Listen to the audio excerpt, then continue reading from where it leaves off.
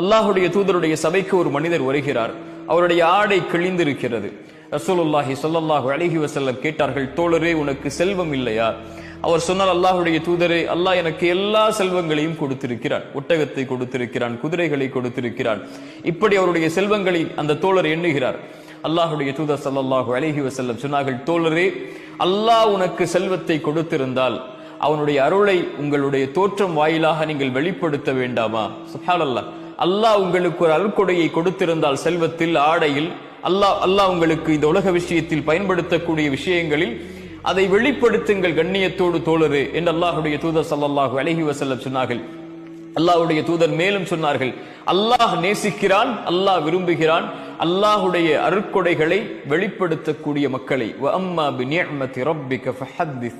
குர்ஆன் சொல்லுகிறது, அல்லாஹ்வுடைய அருட்கொடைகளை வெளிப்படுத்துங்கள், அல்லாஹ்வுடைய அருட்கொடைகளை பேசுங்கள்.